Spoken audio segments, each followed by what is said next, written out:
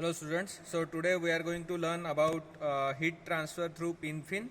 So this particular setup is made up for natural convection as well as forced convection. The apparatus or the equipments that we have used have given their range. The voltmeter range is 0 to 300, ammeter is 0 to 5 ampere. The duct dimensions that you see in this experiment is also given. It is 0.14 into 0.14 meter square. Orifice diameter is given, coefficient of discharge is also given, thermal conductivity of brass is given. So this thermal conductivity is of this material, this is brass material. Then temperature indicator range is also given from 0 to 1000 degrees Celsius, and the fin diameter and fin length is given. So the procedure for this experiment will be, and the calculations for this experiment will be explained by Dr. S.S. Singhal. Hello students, we are here in front of the setup of pin fin.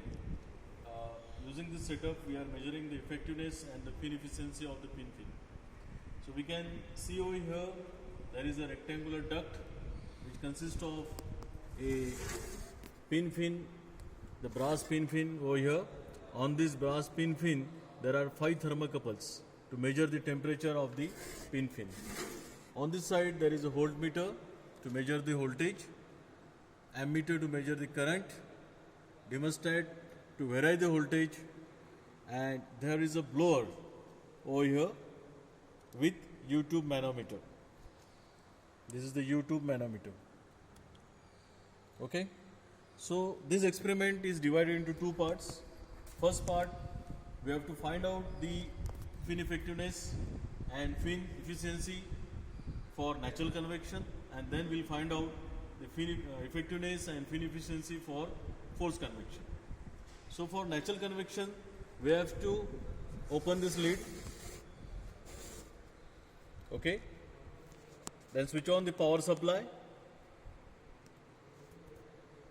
adjust the thermostat, vary the voltage, and wait for the steady state condition. When the steady state condition will reach, how we can find out the steady state condition is reached or not? Just by observing the temperature. Suppose the temperature on the temperature indicator does not vary with respect to time, that means that the experimental setup is in the steady state condition. When the steady state condition is reached, come over to the setup, measure all the temperatures just by moving this knob. You can see over here, we can find out the temperatures at various points, measure the voltage, measure the current. You note down all these observations. Then we have to go for the next part of this experiment, that is to find out the effectiveness and fin efficiency using forced convection.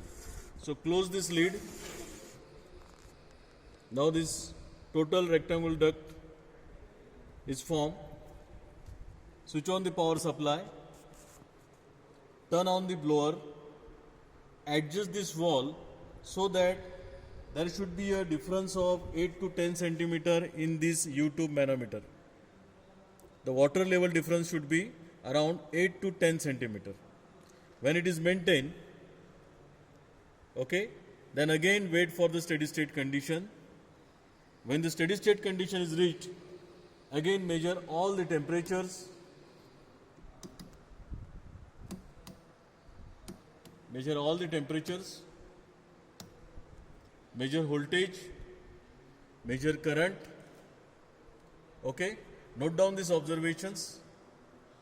Then after this, using this formulae, calculate the effectiveness of the pin fin,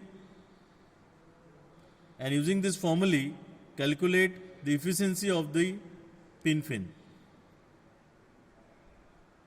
The major precaution of this experimentation is that do not exceed the power above 150 watt and do not touch any electrical connections. Okay.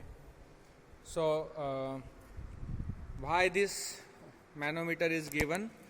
Because to measure the flow an orifice is given, and these two connections are measures the pressure gradients. So through that pressure gradients and the coefficient of discharge, you need to calculate the flow rate for this airflow. So for different airflow, you may have different heat transfer coefficient. So other procedure is already explained by Professor Ingle.